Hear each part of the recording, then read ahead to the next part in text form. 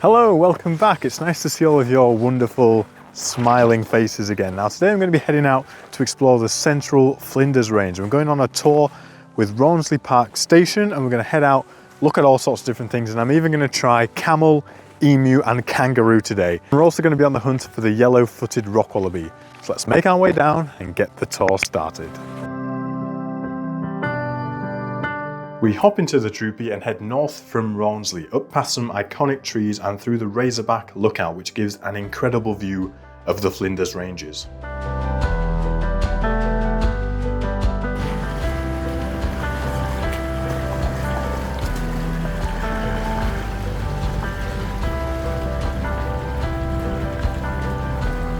Okay, so we just made a stop off now for morning tea. As you can see, we've come through all these creeks and stuff, got a nice clip of the Troopy coming through the water, and I'm gonna go and show you something really interesting. Now, I'm not much of a geologist, but our tour guide, Cheryl, she's honestly been full of information today and told us that this, as you can see here, this sort of brown layer, is actually from 300 kilometers away when a meteor smashed into the ground and literally blew mud and rock and all sorts of things all the way down here into the Flinders Ranges. So mad to think that this is the result of a meteor impact from literally so far away.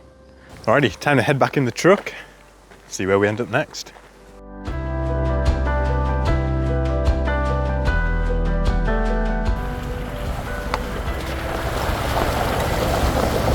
We've just found a group of juvenile emus. I've seen plenty of emus before, but none that are this young. Whoa. They're a bit curious as well.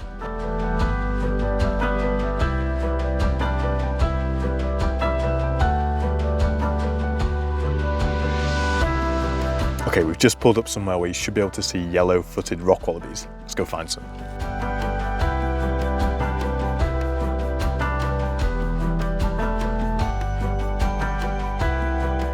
Seem to be a bit shy today. They're all way off in the distance, but hopefully you saw something there on those clips. If you just look around in every direction, all the different kinds of rocks and the different formations here, it's amazing how, because we've basically been living here for the past 3 months, yet haven't really seen anything like this. You really have to get out and about into the sticks, get on one of these tours, or if you've got a car, just head out, because the landscape is incredible.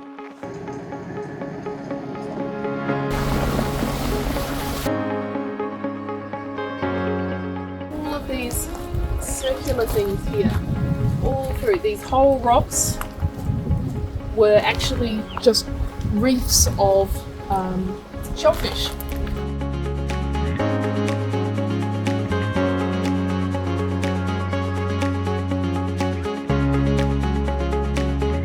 Just arrived at the Prairie Hotel now, gonna have a spot of lunch, and something that was quite strange, like when we were driving out of the Flinders Ranges, just seeing all the flat landscape emerging, because we've been surrounded by the mountains for so long, it felt so strange to just see flat open Australia. But the truth is, like, thousands and thousands of the Australian outback, of kilometers of the Australian outback is exactly like that. So let's duck in. I think I'm gonna try kangaroo for the first time today. Do you reckon the feral mixed grill's probably gonna have to be the one? I'll take the feral mixed grill, please. This is the entree, so it's not even the main course yet. And we've got some like this is camel salami, and then some kangaroo. So we're gonna give that a try. It's just bread in the oil, in the crumb, with a camel on there.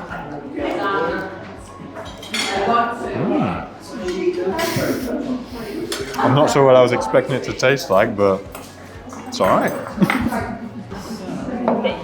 Thank you. Okay, the feast begins. I'm going to start with the goat chop. I've actually eaten goat before and I really like it, so let's see what this is like.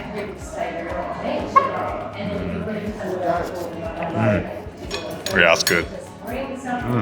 And next up we've got a camel sausage. Now I hope it's not the camel's actual sausage. So, let's go.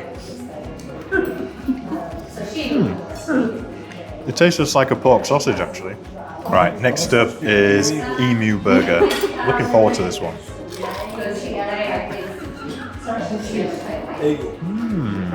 It's kind of, it's beefy, but it also tastes like something else. I can't put my finger on it. Yeah, emu. And last but not least, the kangaroo.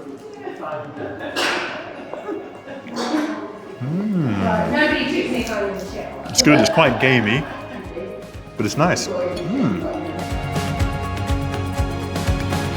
Just outside the Prairie Hotel is a fossil display, and it shows some of the recently discovered fossils from the nearby area. And these are actually fossils of the earliest known multi-celled creatures on Earth. And these are from around 550 to 600 million years ago. So we just stopped at this Aboriginal art shop out here in the Outback, and Aboriginal art is something that's really popular out here. They're always discovering new sort of rock paintings and all kinds of things like that in amongst the Flinders Ranges. So we're going to go take a look inside and see what they've got.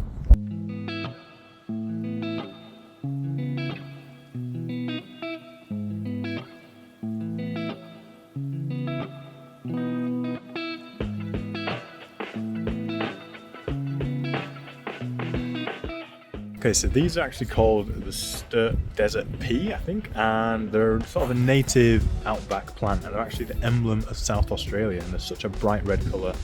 And if you go anywhere sort of north of here, you'll just see these everywhere. So this is the tiny little town of Blinman. It's literally home to only 27 people, which is pretty insane. Now, we've just paid a visit to the Blinman copper mines. Now, back in the heyday, this copper mine would have had around 3,000 people working here, and as you can see, there is not a lot going on in this town. So you can imagine 3,000 people all crammed into here trying to get a bite to eat and stuff. Must have been pretty difficult back in the day. But yeah, sleepy little towns. There's a lot of these out in the outback of Australia.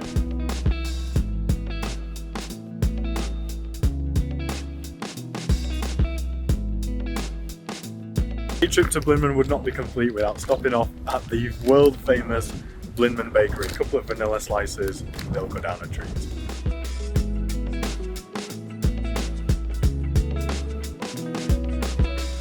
Alright, so we've just made it back after a truly spectacular day out in the central Flinders Ranges. If you're heading up here, I highly recommend to do the full day tour from Rawnsley Park Station. It's also the best place in the whole of the Flinders Range to stay. It's got the best accommodation, the best facilities. If you need anywhere to stay, make sure you check it out. I hope you've enjoyed coming along and seeing this rather unique landscape. That's it from me. Leave a like, subscribe, do all of that good stuff, and I'll see you in the next one. Bye-bye.